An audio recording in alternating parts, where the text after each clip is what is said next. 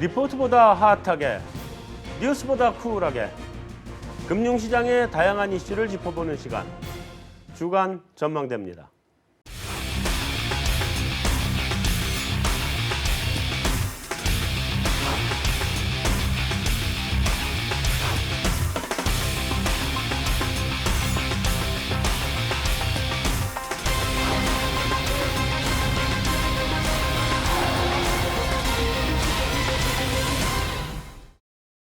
안녕하세요. 안녕하세요. 안녕하십니까. 네. 우리 오늘 메인 토크에서는 지금 이제 글로벌 그 통화 정책, 통화 공조 이런 걸 좀 짚어볼 텐데 그거를 들어가기 전에 우리나라 통화 정책의 방향성에 대해서 잠깐 좀 얘기해봐야 될 것 같아요. 이제 금통위원이 이번에 네 분이 교체가 됐죠. 제 우리 현대경제연구원 출신 금통위원이셨던 정순원 박사님이 이번에 그만두셔서 이제 섭섭해졌는데 그래도 가끔 밥도 사셨는데 밥을 더 먹기 힘들어진 것 같아요. 네. 자, 이번에 네 분이 교체가 되면서 이게 최소한 그 중에 세 분이 비둘기다 이런 얘기도 있고 비둘기 하나 매 하나 중립줄이다 이런 얘기도 있고 근데 중립은 뭐 비둘기라고 봐야 되겠죠 어차피 하여튼 어떻게 될 것 같아요? 일단은 그 금통위원이 이제 총 7분이신데요. 그 당연직인 하는 총재, 부총재 이제 2분 제외하고 나면은 5분 중에 4분이 한꺼번에 교체가 됩니다. 그렇죠. 사실은 그래서 좀 논란이 있는 게요. 이게 통화 정책의 연속성이라는 측면에서 과반수 이상이고 이제 한국은행 그 당연직 빼고 나면 5분 중에 4분이 한꺼번에 바뀌는 게 사실은 좀 이게 불확실성 요인으로 작용을 할 수 있고요. 근데 그때 MB 때 문제였었어요. 맞습니다. 그때 인선이 늦어지면서 한꺼번에 넷이 돼버린 맞습니다. 거라면. 그때 늦어져가지고 한 번에 4분이 되고 또 이번에도 그렇지만 문제는 또 그렇죠. 또 그렇게 된다는 거죠. 다음 그래서 이걸 교차로 2명씩 바꾸도록 해야 되는데 그게 안 돼서. 그래서 좀 그런 논란이 계속될 수밖에 없을 것 같고요. 일단 그 4분 중에서 성향이 알 수는 없습니다, 정확하게. 근데 이제 그 동안에 발언하신 거 이런 걸 좀 봤을 때, 그 금융위원회에서 이제 추천하신 그 금융위 출신 그 분은 일단 관료시다 보니까 좀 발언이나 이런 게 적으셔가지고 성향 파악이 정확하게 되지는 않고요. 나머지 3분은 이제 주로 KDI나 이런 국책 연구기관 쪽에서 많이 오셨는데요. 그분들 발언을 봤을 때 아까 처음에 말씀해주신 것처럼 그러니까 절반 2분 이상은 조금 비둘기적 성향에 가깝지 않나 그렇게 지금 시장에서 추정을 하고 있습니다. 지금 누가 매라 그러는 거예요? 그 이일영 박사님. 이일영 박사가 대학경제연구원장 하시던 거기가 매고 나머지는 다 그럼 비둘기다? 그러니까 KDI 출신은 비둘기일 그렇죠. 거고 항상 성장 우선이니까. 그렇게 보시면 될 것 같습니다. KDI 출신 분들이 약간 비둘기라고 일반적으로 그냥 생각들 하시는 것 같고 그렇죠. 특히 이제 조동철 박사님 같은 경우에는 작년인가요? 이제 한국의 잠재 성장률이 3% 밑으로 떨어진다라고 이제 자료를 쓰시고 이제 발표를 하시면서 이제 금리 인하에 대한 얘기들 많이 하셨기 금리 인하 때문에 주장을 했죠. 그리고 실제로 그 뒤에 금리 인하가 뒤따라갔고. 그래서 이제 비둘기다라는 인식을 좀 강하게 주셨던 것 같습니다. 그래요. 자, 우리 이분들이 4월에 이제 임기 만료가 되고 이제 5월 금통위부터 들어가시잖아요. 그러면 5월 금통위부터 우리 금리 인하를 한번 기대해봐도 되는 거예요? 저희는 이제 그런 금통위원들의 어떤 전환이나 바뀐과는 상관없이 저희 아마 1분기 특히 이제 수출이 안 좋을 것 같아서 안 좋죠. 이제 4월까지는 이제 총선이 있다 보니까 이제 정부가 또는 전체적인 분위기를 약간 좀 경기가 더 나쁘진 않다라는 쪽으로 좀 몰고 가는 듯한 분위기가 좀 최근에 있는 것 같고 그래서 그런 게 좀 끝나면 한 5월이나 6월 정도에는 금리 인하를 한번 하지 않을까라는 게 이제 저희가 갖고 있는 공식적인 하우스뷰입니다. 5월이나 6월에. 근데 이제 개인적으로는 최근에 이주열 총재님의 어떤 발언이라든가 이런 것들을 보면 어쨌든 가급적 안 하는 쪽으로 좀 가겠다라는 쪽에 저는 느낌을 좀 많이 받아서 쉽지는 않을 걸로 좀 예상을 하고 있습니다. 쉽지는 않을 것 같다. 그쪽 하우스비는? 저희는 할 거면은 4월에 이제 나가시는 분들이 하시고 가시는 게 소위 말하는 모양새라고 할까요? 그게 좀 좋아 보이지 않나 싶고요. 아무리 새로 오시는 분들이 비둘기라 하시더라도 첫 이제 임기 시작을 통화 정책을 바꾸는 건 사실 좀 부담도 있으실 수 있을 것 같고요. 또 6월이 되면은 아시다시피 FMC가 그 다음에 있기 때문에 또 좀 그거를 봐야 되고 그렇기 때문에 4월에 이제 못하면은 조금 어려워지는 방향으로 가지 않나 싶고요. 근데 이제 그 엊그제 공개된 3월 의사록을 보면은 그 이제 약간 조건부가 좀 있습니다. 보면은 예를 들면은 뭐 자본 유출이 좀 줄어들거나 그렇게 되면은 좀 경기가 말씀해 주신 것처럼 별로 안 살아나면은 인하를 좀 고려해봐야 되는 거 아니냐라든지 아니면은 이제 그 자꾸 금리 인하 무용론을 이제 얘기하는 부분이 있는데 효과가 없다.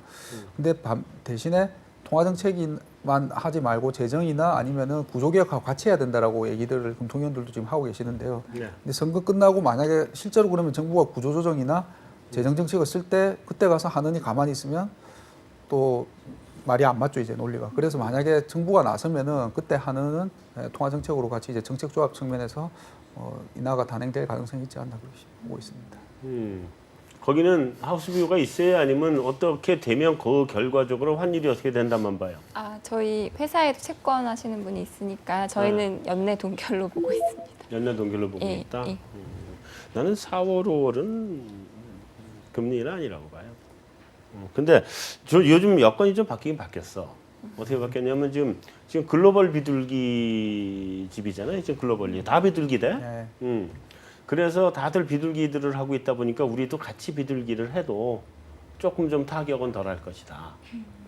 그 자금 빠져나가는 거라든가 뭐 이런 쪽은 좀 상대적으로 타격은 덜 할 거다 이렇게 보고 그래서 타이밍은 그런 면에서는 괜찮다.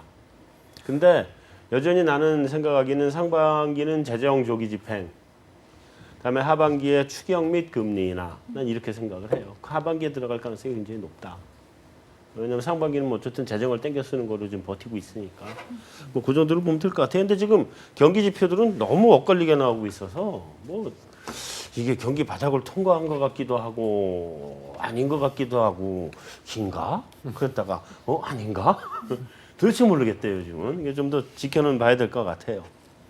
자 어쨌든 이제 메인 토크 한번 들어가 봅시다. 우리가 우리 통화 정책이 앞으로 바뀔 거냐 이런 걸 얘기를 했는데 자 글로벌리 지금 다 비둘기 집이 된 것 같아요. 우리도 좀 비둘기 집이 됐다고 누가 아까 우리 이보라 작가가 얘기를 하더만 글로벌리 비둘기 집인 것 같아요. 그래서 지금 글로벌리 어떻게 움직이는지 보면 자 먼저 22 누가 얘기 좀 해볼까요? 22가 제일 먼저 시작했죠? 네. 계속 여기 허정환 연구원이 얘기해 줄까? 계속 그 사람들이 생각하는 수준 내에서만 통화 정책을 한다라고 해서 욕을 좀 먹었었는데 이번엔 조금 좀 파격이었죠? 그러니까 아무래도 다른 정책들보다는 그 LTRO 2가 거의 뭐 이번엔 좀 압권이었던 것 같습니다. 그렇죠. 사실 2012년, 2013년 이제 유럽의 이제 재정 위기 날 때도 사실 이제 LTRO 같은 거를 이제 딱 던지면서 네. 이제 유럽의 어떤 금융 위기의 우려를 좀 잠재웠었는데 이번에 이제 LTRO 2는 또 그거보다 조금 더 한 단계 업그레이드된 정책이 아닌가라고 좀 보여지는데요. 일단은 그 ECB가 이제 정책을 내기 전에 이제 유럽의 금융주들, 특히 도이치뱅크라든가 이제 금융에 대한 어떤 그런 상황이 굉장히 안 좋다 보니까 제가 보기에는 이번 LTRO 2는 금융기관들을 좀 살리겠다, 좀 도와주겠다는 의도가 굉장히 좀 다분히 컸던 것 같습니다. 즉 이제 물론 당장은 안 하고 이제 6월부터긴 하지만 어쨌든 은행들이 갖고 있는 그 대출 자산, 물론 이제 이전에 받았던 거하고 모기지는 뺀 전체 대출 자산의 30%까지를 빌려주는데 금리는 일단은 0%부터 시작을 하고 빌려주는 기간은 4년 동안 빌려주잖아요. 그리고 옛날 LTRO 1 때는 이거를 제대로 이제 대출을 안 해주면 이제 얼리 페이먼트라고 하죠. 이제 빨리 이제 이제 환불을 해야 되는 그런 조항이 있었는데 그것까지 없어졌습니다. 그리고 예전에는 이제 그 전체 대출 자산의 7%만 ECB가 은행들한테 빌려줄 수가 있었는데 이번에는 이제 30%로 늘려주고 그래서 이 모든 것들을 다 종합을 해보면 어쨌든 은행들의 어떤 펀딩에 대한 문제를 해결해 주겠다는 의지가 굉장히 좀 강했었던 것 같고요. 네. 그다음에 두 번째는 제가 생각할 때도 두 번째 재미있었던 거는 이제 그 LTRO 2를 통해서 빌려주는 그 금리를 일정 부분 타겟을 맞추면 이제 마이너스 금리까지 적용을 해준다라는 건데요. 그렇게 되면 사실은 마이너스 금리 때문에 은행들의 이제 업황이라든가 실적이 안 좋아졌다라는 것들을 ECB가 돈을 줄 테니 그 돈을 이자를 줄 테니 그걸로 대출을 하라라고 하면서 마이너스 금리에 대한 그 피해를 완전히 다 덮어주는 쪽으로까지 이제 정책을 쓰게 됐던 것 같습니다. 그러다 보니까 이제 그 이후에는 유럽에 대한 금융주에 대한 어떤 여러 가지 우려들이 일단은 좀 줄어들었고 특히 이제 자산 매입을 하면서 회사채까지 이제 들어간다라고 하니까 특히 이제 신용 스프레드 쪽에서 좀 많이 축소가 되는 그래서 좀 유럽에서도 생각보다 유로화가 그러니까 약하지 않았음에도 불구하고 유럽 쪽의 어떤 그 위험 선호도라든가 이런 것들은 상당히 많이 개선이 되었다라고 좀 볼 수 있을 것 같습니다. 그 ECB 정책 나오면서 그 독일 그 도이치방크 예. 그 코코본드인가요? 예. 뭐 그런 거 문제들이 이제 이슈가 싹 잠재워진 것 같아요. 예, 맞습니다. 방금 전에 말씀해 주셨듯이 뭐 그리고 사실 그때 정책이 발표됐을 때 드라기 총재가 이제 그 기자회견에서 당분간 금리 인하 안 할 수도 있다라는 얘기를 해서 갑자기 실망으로 바뀌었지 않습니까? 그렇죠. 근데 그 다음 날 뭐 재해석이다 이러면서 보니까 말씀해 주신 것처럼 진짜 그 종합 선물 세트 비슷하게 할 수 있는 걸 다 쓰면서 정책을 그런 이제 유로존의 이제 그 특히 금융기관들에 대한 우려가 싹 들어갔고요.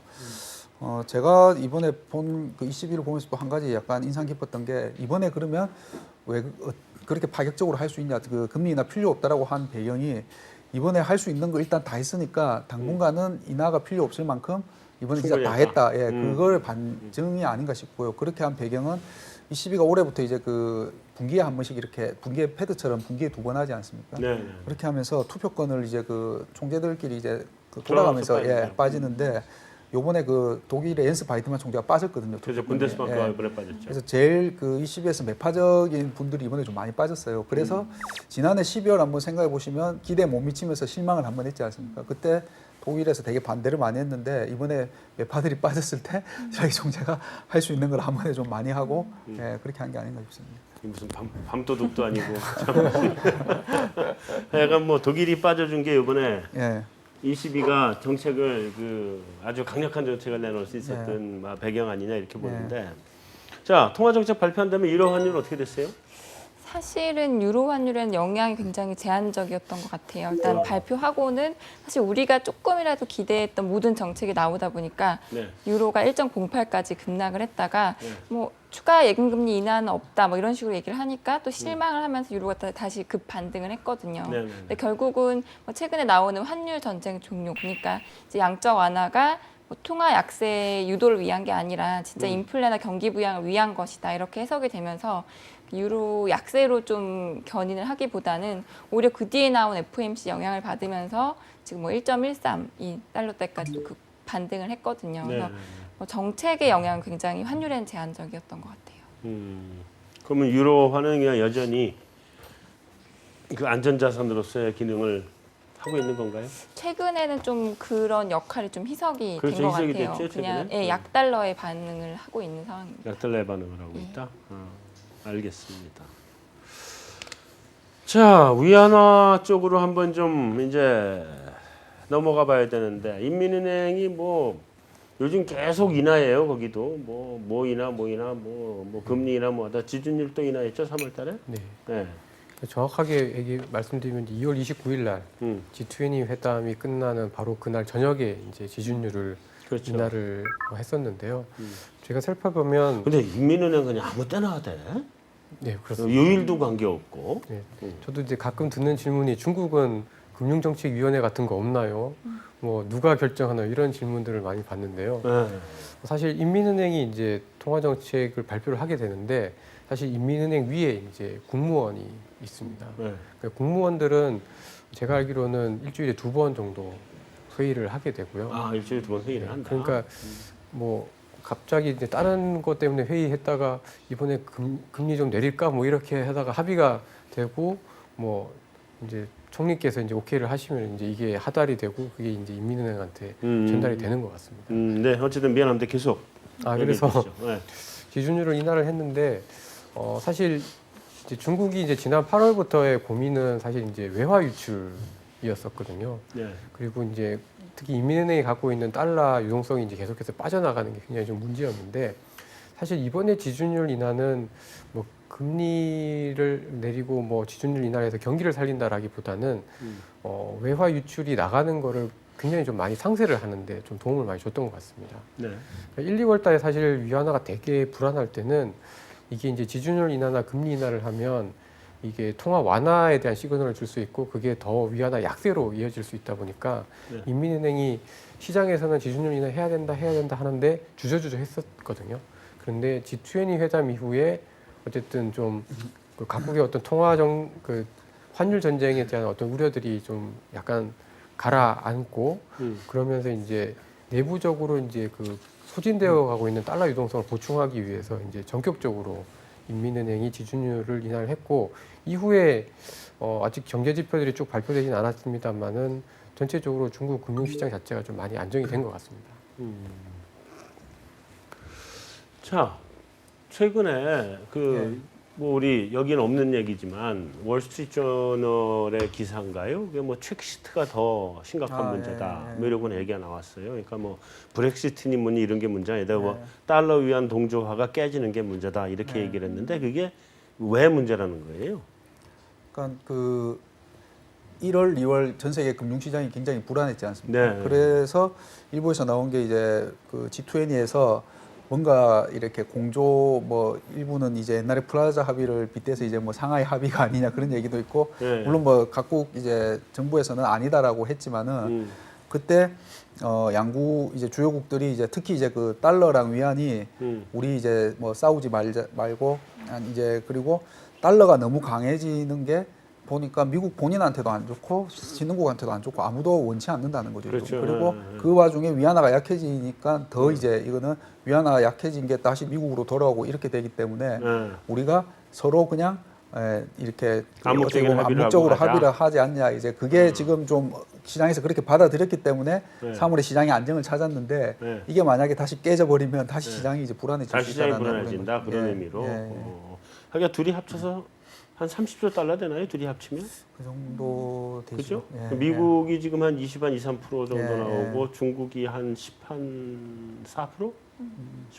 14% 정도 되니까 합치면 세계 거의 한 40% 가까이 육박하는 3분의 1은 뭐 넘고 그게 이제 둘이 문제가 되면 문제가 되긴 할 텐데 자 어쨌든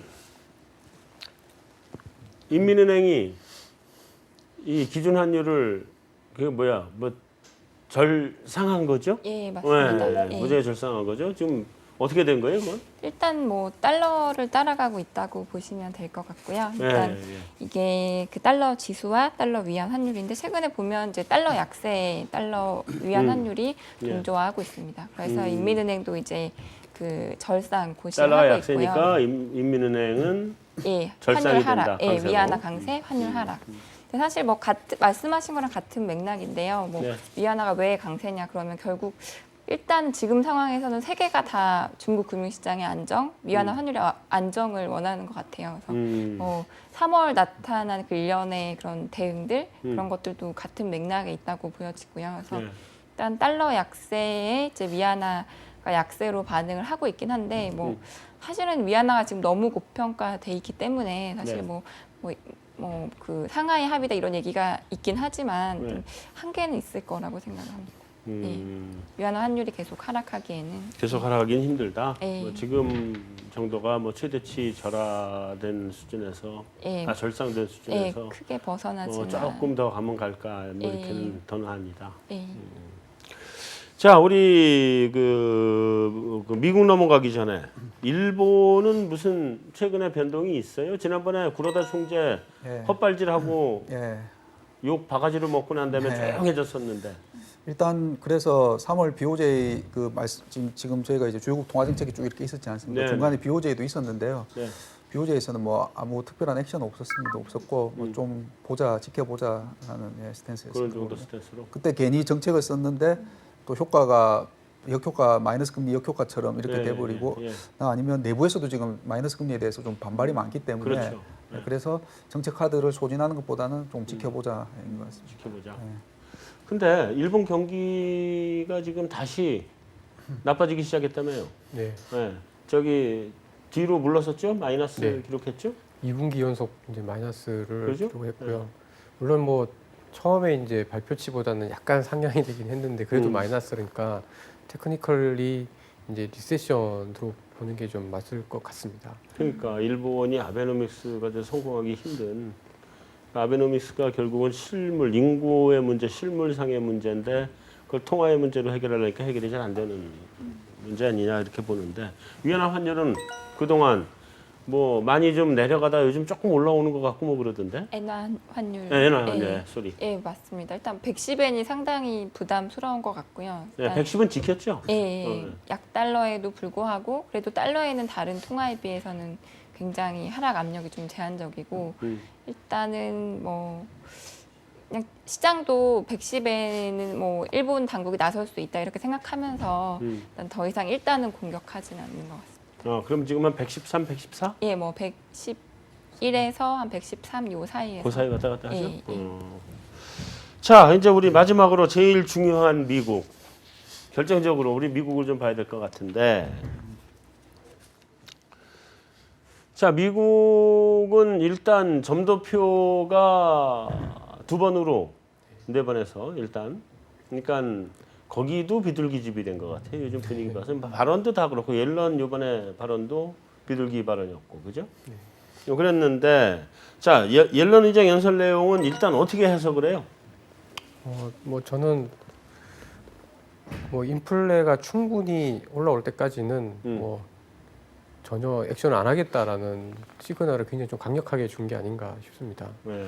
그러니까 그 옐렌 의장의 얘기를 이제 그저께 나온 것들을 이렇게 쭉 살펴보면 네. 결국 미국이 지금 걱정하는 것들이 사실 미국 경기의 어떤 문제라기보다는 네. 해외 요인들로 인한 어떤 중장기 인플레에 대한 기대감이 계속해서 떨어지면서 네. 이게 한번 꺾였을 때 발생할 수 있는 정책 리스크가 굉장히 크다라는 거죠. 네. 그러니까 사실 이거는 버냉키 의장 때도 똑같이 이제 얘기됐었던 것 같은데요. 그러니까 인플레가 올라올 때는 이제 금리를 올려도 충분히 통제가 가능한데 네. 이제 금리가 낮은 상태에서 경기가 더 안 좋아졌을 경우에 쓸 수 있는 정책의 카드가 별로 없다라는. 그렇죠. 그러니까 정책에 있어서 이제 평행적이지 못한 리스크가 있다 보니 약간 인플레가 올라가는 거를 좀 허용을 하고 뭐 하고서라도 일단은 정책에 대한 리스크를 줄이겠다라는 의도로 좀 받아들여야 되지 않을까라고 좀 보여지고요. 네. 결국은 뭐 지금 뭐 코어 CPI 기준으로 보면 이미 이제 2%대를 뭐 넘어섰음에도 불구하고 당분간 연준은 헤드라인 CPI나 뭐 다른 이런 지표들이 좀 더 2%대에 충분히 안착하는 거를 확인한 다음에 이제 액션을 가하겠다라고 좀 볼 수 있을 것 같습니다. 근데 지난번에 잘 찍은 것 같아. 상반기 금리 인상 못할 것 같다 미국. 네. 그 잘못하면 올해 내내 못할 것 같다 이렇게 찍었었는데 그거 말고 미국 인플레이션 말고 딴 이슈들은 얘기한 거 없었어요, 옐런이? 그 방금 말씀해 주신 것처럼 이제 그 사실 유가도 올라오고 중국도 좀 안정이 된다고 지금 보고 생각들 하지 않습니까? 근데 옐런 의장이 유가가 내려갔던 거랑 그다음에 중국 등 이제 해외 불안 요인이 다시 돌아와서 미국한테 불안 그 안 좋은 쪽으로 작용할 수 있기 때문에 그것도 더 봐야 되고 그다음에 최근에 그 PC 물가나 이런 게 좀 올라왔는데 그것들이 추세적인지가 아직 확인이 안 됐다. 그리고 제가 개인적으로 드는 생각은 그 사실 3월 FOMC가 굉장히 비둘기파적이라고 해서 시장이 좀 안심을 했는데 그러고 나서 연준 위원들이 이제 그 인사들이 되게 매파적인 발언을 좀 많이 했었지 않습니까? 예, 뭐 4월에 올릴 수도 있다라고 얘기하면서 시장이 다시 불안해지는데 옐런 의장이 거의 그냥 한 번에 그거를 좀 진압한 게 아닌가 그런 생각이 들고요. 근데 그 매파 발언하신 분들이 사실 올해 투표권이 다 없으신 분들이세요. 그분들이 그뭐 립서비스였네. 존 윌리엄스 뭐 그다음에 제프리 레커 그다음에 데니스 라카트 그분들이 다 없으시고 제가 여기서 매번 말씀드린 것 같은데 투표권 있으신 분들 중에서는 제임스 블라드 세인트루이스 총재가 뭐 4월 인상 얘기를 했는데요. 이분이 1년에 비둘기에서 매를 이제 한 번씩 왔다 갔다 하신다고 그러신 분이 아니까 이분이 올해 초만 하더라도 인플레가 안 올라와서 올해 못 올릴 수도 있다고 얘기하셨거든요. 근데 또 매파적인 발언을 했지만 옐런 의장이 뭐 그런 거 중요하지 않고 일단 경기나 특히 아까 말씀해 주신 것처럼 물가가 충분히 올라오는 걸 보고 움직이겠다라고 시장을 좀 안심시킨 것 같습니다. 그래요. 사실 저는 이해가 잘 안 가더라고요. 그 막 경기 여건이 사실 뭐 그렇게 갑자기 너무 비둘기로 변할 만큼 나빠진 것도 아니고 사실 이번에 대외 여건에 대해서 많이 강조를 했는데 대외 여건이 그렇게 뭐 작년 9월에 비해서 나쁜 것 같지도 않고 또 사실 물가도 보니까 오를 요인들이 많이 있더라고요. 일단은 뭐 강달러도 진정이 됐고 유가 하락세도 진정이 됐고 뭐 보니까 주거비나 의료비 관련해서 뭐 계속 오를 만한 요인들이 있는데 저는 약간 이해할 수 없게 너무나 비둘기파적이었다라는 생각이 들고 그래서 약간 모종의 합의가 있기는 있었을 수 있겠다는 생각은 저는 그 들고. 모종의 합의 우리 음모론은 좀 이따 얘기해요. 아 예. 좀 이따. 예. 음모론은 좀 이따 물어볼게요. 네, 저는 좀 너무 이해가 안 가서. 네. 예. 근데 난 사실은 이런 뭐 모종의 합의고 뭐고 간에 그 미국 경기가 생각만큼 튼튼하다고 보지 않는 것 같아요. 뭐 굉장히 장기간 연속된 그 상승은 맞는데 장기 연속된 지난번이 워낙 이렇게 내려갔던 게 지금 리커버리 해가지고 오는 과정인데 아직은 그 영어로 얘기하면 뭐 영어 단어로 얘기하면 뭐라 그래야 되냐 그 프레자일한 언제든지 깨질 수 있는 지금 살아는 가고 있지만 그 상태라고밖에 판단을 할 수 없다고 보여지는 것이고 그 원인이 글로벌 경기가 안 살아나고 있잖아요. 미국 혼자 단독으로 가긴 참 힘든 거거든요.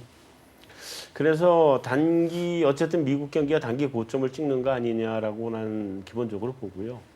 그렇게 보면 이제부터 경기가 단기 하강 국면 들어갈 텐데 거기서 금리 인상을 하고 나설 수 있을 것이냐 이거는 조금 뭐 다시 한번 생각을 해봐야 되는 거 아니냐 이렇게 생각을 해요. 작년까지 미국이 금리 인상을 4차례는 해야 된다라고 얘기했던 거는 그거는 당위성을 얘기했던 거고 개연성 차원에서는 뭐 그렇잖아요. 금리 정상을 해놔야 되니까. 근데 개연성 차원에서는 금리 인상을 하기는 좀 쉽지 않지 않을까 하는 거야.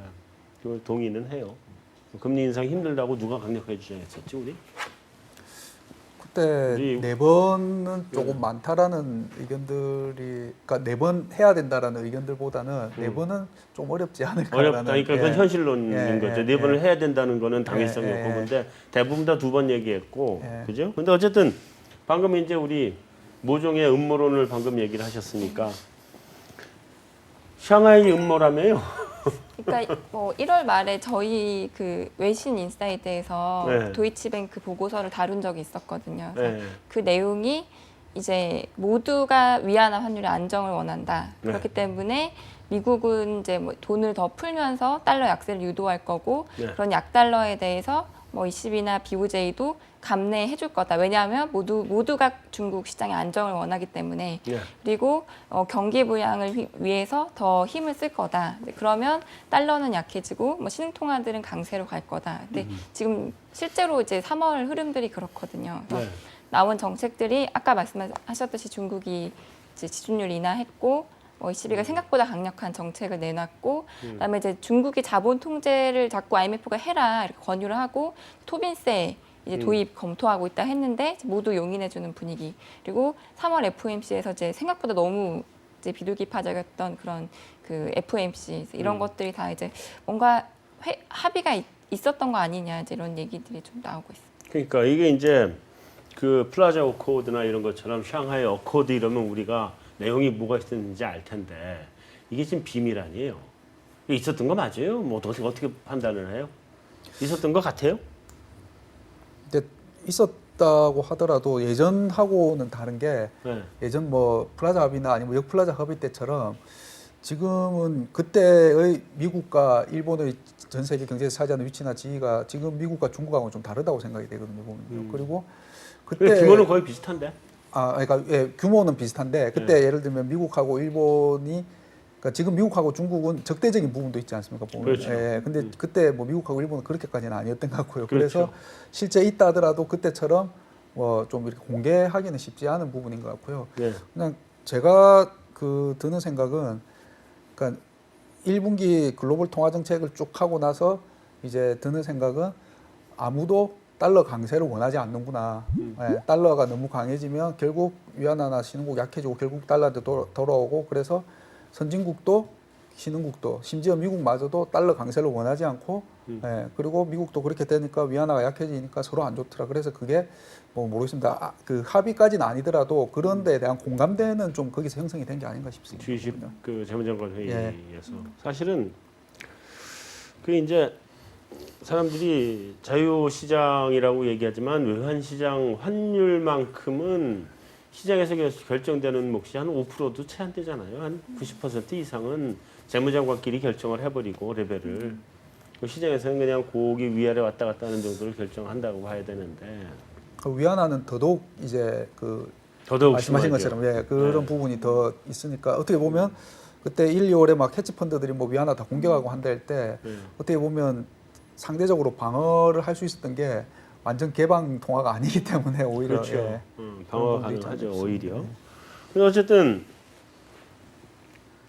이런 그 여러 가지 여건 하에서 우리 원화도 지금 강세로 가고 있잖아요. 1140? 거의 예, 그러니까 뭐 2월 말에 1,245원까지 갔다가 지금 1,140원 거의 100원 가까이 좀 하락을 그러니까 했습니다. 말이에요. 내가 1,220원인가 30원인가에 그 출장비를 받고 바꾸려니까 1,200원이 돼서 야 돈 많이 벌었다고 좋아했더니 지금 갔으면 훨씬 더 많이 버는 건데 얼마까지 봐야 돼요? 이제 일단 1,280은 1,280, 1,300 나왔던 전망은 좀 수정해야 될 것 같다는 생각이 든데, 그죠? 잘 모르겠어요. 이게 뭐 거의 한 달에 100원 움직이니까 또 그러니까. 이게 어떻게 될지는 모르겠고 음. 전망이 사실 별로 약간 의미가 무의미해졌어요? 없고 대응을 해야 되지 않을까 이런 흐름들이 계속 반복이 될 것 같거든요. 네. 그러니까 글로벌 외환 시장도 이제 각국 통화 정책이 워낙 혼란스럽다 보니까 뭐 네. 올릴 것 같더니 갑자기 비둘기로 되고 막 이런 상황들이 반복이 되다 보니까 계속 변동성이 크고 특히 이제 외국인들이 원화를 잘 건드리다 보니까 원화가 더 영향을 많이 받는 것 같아요. 이제 거기도 전망 못하고 중계방송 해야 되겠네. 일단 그렇게 우리는 중계방송하기 시작한 지 오래됐어. 저희 그 월간 전망 제목이 난망이 난망. 난망. 네. 월간 난망. 네. 좋습니다. 네. 근데 저는 이러한 약달러 위안화 강세가 계속 되기는 어렵다고 생각을 하거든요. 왜냐하면 중국 펀더멘털이 강한 위안을 감내하기 어렵고 그리고 또 뭐 유럽이나 일본도 너무 강한 유로나 너무 강한 엔을 또 감내하기 어렵기 때문에 네. 일단은 우리 펀더멘털적으로도 미국이 제일 좋은 건 사실이니까 강달러 추세는 유효하다고 보고 있습니다. 그리고요. 사실은 미국이 그 딜레마예요. 정확하게. 왜냐하면 이게 물가가 올라야 금리 인상을 할 텐데 금리 인상을 하게 되면 거꾸로 이제 유가가 강달러니까 약 유가가 되고 유가가 이제 밑으로 떨어지게 되면 그러면 이제 그 물가가 안 올라가거든. 지금 유가가 굉장히 많이 영향을 차지하고 있기 때문에 그래서 사실은 미국 금리 정책은 아주 완벽하게 딜레마예요. 그래서 금리 인상을 한다고 했다가도 금리 인상을 못 하고 하는 게 뭐 유가 떨어져서 안 되는 걸 어떻게 해. 뭐 그런 문제들 때문에 지금 좀 고민들을 많이 할 거예요, 거기가 지금. 어쨌든 그러니까 공조를 해가지고 금융시장이 좀 안정을 찾았어요. 글로벌 금융시장이 어때요? 예, 안정을 많이 찾았죠. 일단 유럽은 굉장히 안정됐고. 예. 그러니까 보면은 대부분의 국가들이 이제 작년 4월달, 5월달이 고점이었었습니다. 네. 그리고 이제 그 약간 흘러내리다가 이제 8월달에 이제 위안화 조치 이후에 이제 급락했다가 또 반등했다가 이제 1, 2월달 이후에 좀 하락을 했었는데 네. 어쨌든 올해 대부분 주식시장의 하락폭은 상당히 많이 만회를 했었고요. 네. 저희 한국도 보면 코스피가 뭐 오늘은 좀 다시 떨어졌습니다만 어저께는 2,000선까지 갔었으니까 2천 갔었죠. 뭐 사실 1, 2월 달에 굉장히 힘들고 어렵다라고 봤었는데 네. 사실 그걸 다 만회를 했었습니다. 근데 이제 저는 이게 금융의 안정은 어쨌든 통화 정책이 도와줘서 이게 가능했었던 것 같고 네. 어쨌든 당장은 이게 뭐 오늘 내일 깨질 만한 정도의 어떤 모습은 분명히 없는 것 같은데 과연 금융시장이 안정이 되었다라고 해서 이게 이제 경기 개선으로 이어질 거냐라는 거는 좀 다른 문제라고 완전 좀, 다른 문제죠. 지금. 예. 따로따로 가고 있는 것 같아요. 실물하고 금융시장은 완전 별개로 가고 있는 것 같아요. 그래서 이 전형적인 금융장세. 네. 예. 그래서 뭐 통화만 하면 올라가고 통화를 좀 조이면 떨어지고 뭐 이런 네.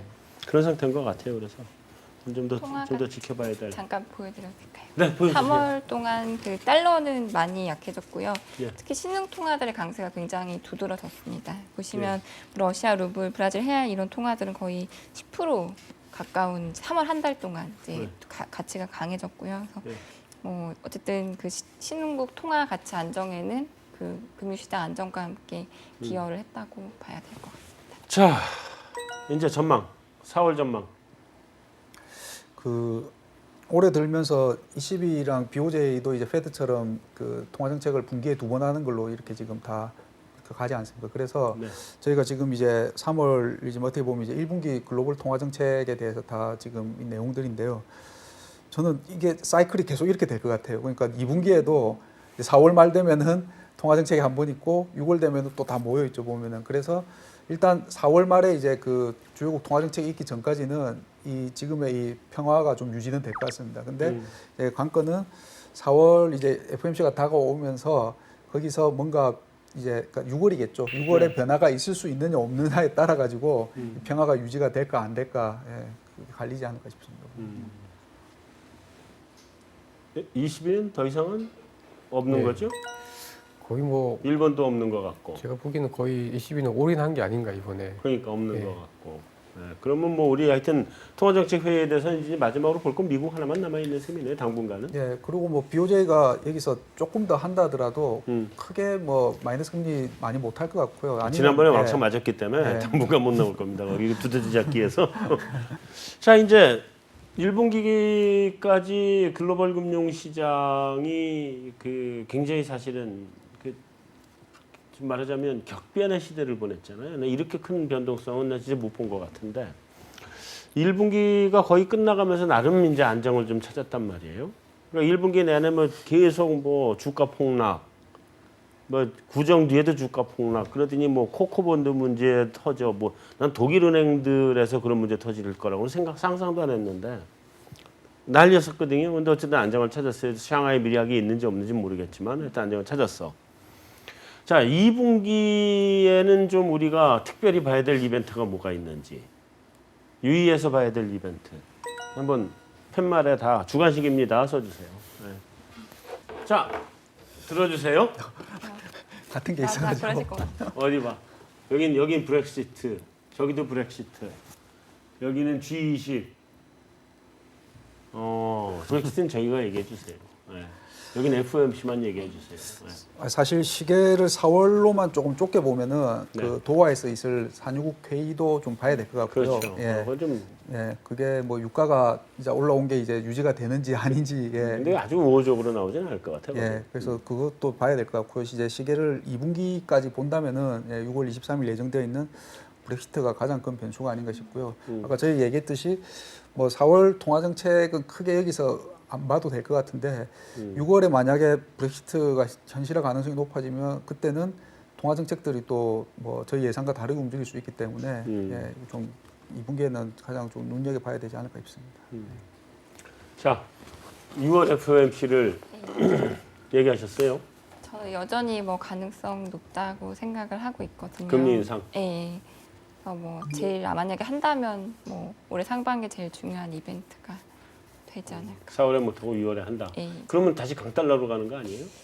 일단 예, 그러고 달러는 어쨌든 강세 추세가 아직은 맞는 것 같아요. 아직 그게 예. 유효한 것 같다. 예. 6월이면 너무 이른 거 아닌가? 하여튼 안 하면 6월에 해야지 뭐 상반기. 네. 6월밖에 없을 텐데. 여기는 이게 저는 이제 저도 뭐 브렉시트 되게 좀 중요하게 보긴 하는데 네. 지난 이제 어쨌든 G20 회담이 좀 나름의 어떤 분기점이었었잖아요. 그렇죠. 이제 그러면서 이제 그때 화두로 던지고 사실 그냥 다음에 논의하자라고 한 게 이제 재정 정책이었습니다. 그러니까 통화 정책으로는 이제 안 된다라고 이미 이제 IMF 총재께서도 뭐 인정을 그렇죠. 하셨기 때문에 사실은 글로벌 유동성 함정이에요. 네. 그러니까 이거가 실제로 이제 금융시장 안정에서 실제로 이제 경기 개선 또는 회복으로 이어지려면 이제 결국은 뭐 재정 정책이 나와야 되는데 아마 이번 다음 이제 G20 회담이 이제 4월 14일, 15일 날 이제 DC에서 워싱턴에서 열릴 예정인데요. 이때 이제 재정에 대해서 좀 얘기가 좀 본격적으로 나오지 않을까 싶습니다. 물론 뭐 재정은 사실 각 국가의 주권이 달린 문제고 각 국가가 알아서 하는 문제이기 때문에 제가 생각할 때 뭐 어떻게 새로운 게 막 확 나올 것 같지는 않습니다만은 그래도 뭐 예를 들면 유럽이라든가 이런 나라들은 지금 재정 적자 3%룰 때문에 사실 제대로 못 하고 있는 상황인데요. 네. 그런 부분에 대한 어떤 뉘앙스만 조금 완화시켜줘도 지금보다는 조금 경기가 살아날 수 있지 않을까라고 싶어서 뭐 저는 뭐 이벤트로서 G20 회담도 좀 눈여겨볼 필요가 있지 않겠나 싶습니다. 그래서 근데 그 뭐 재정 정책 공조가 필요하다는 것도 생각을 하고, 그다음에 통화 정책 무용론에 대해서도 그건 뭐 전 세계가 다 공감을 하는 부분이니까 그러긴 한데 그 3% 60% 가이던스가 있는 거 아니에요. 네. 그리고 그건 유로에만 있는 게 아니라 일반적으로 3% 60% 정도를 넘지 않는 게 좋다는 게 일반적으로 받아들여지는 가이던스란 말이에요. 근데 지금 재정 정책을 그 가이던스로부터 좀 자유롭게 쓸 수 있는 나라들이 몇 개 없는 거 아니에요, 지금? 근데 이제 올해 미국 같은 경우에는요, 네. 지난 2012년 재정 절벽 이후에 계속 재정 적자를 줄여왔었잖아요. 네. 그래서 거의 4년 만에 처음으로 이제 작년보다 올해 그 미국 의회 예산처 예산안을 보면 올해 재정 적자 규모가 작년보다 늘어납니다. 네. 그러니까 4년 만에 처음인 거죠. 그렇죠. 그러니까 이제 물론 뭐 선거도 있고 그래가지고 사실 이제 그 엑스파이어 돼야 되는 여러 가지 세금 제도 혜택들을 그냥 다 연장을 시켜주면서 이게 이제 좀 올해 늘어나게 되는데 네. 그래도 이제 작년 같은 경우에는 미국이 이제 통화 정책은 정상화, 재정은 긴축이었다는 거죠. 네. 근데 올해는 적어도 금리를 뭐 많아봐야 한 번이고 아니 못 올릴 수도 있고 통화 정책도 약간 좀 비둘기 쪽으로 가면서 재정 정책은 작년 재작년보다는 훨씬 확정적으로 바뀌는 거고요. 유로존은 이제 그 3% 룰 때문에 안 되는데 작년에 이탈리아가 드디어 이제 3% 안에 들어왔습니다. 아, 그래요. 네, 그래서 유로존에 있는 나라들 중에서 지금 뭐 물론 이제 정부 부채가 여전히 높기 때문에 뭐 네. 재정을 쓸 수는 없습니다만 많이 쓸 수는 없지만 3% 안에 들어간 나라들이 생기면서 전체 유로존에서 지금 재정 3%를 못 지켜서 재정을 늘릴 수 없는 나라가 3분의 1, 지금 6개 나라고요. 나머지 60%는 재정 적자 3% 안으로 다 들어왔습니다. 아, 그래요. 그래서 조금만 이제 어떤 룰이라든가 그러니까 뭐 좀 뉘앙스만 좀 정리가 되면 제 생각에 이탈리아 같은 나라들은 좀 풀지 않을까 뭐 그런 생각들을 해보는 거죠. 네, 잘 알겠습니다. 자, 메인 토크 여기서 마무리하고 외신 인사이드로 넘어가겠습니다.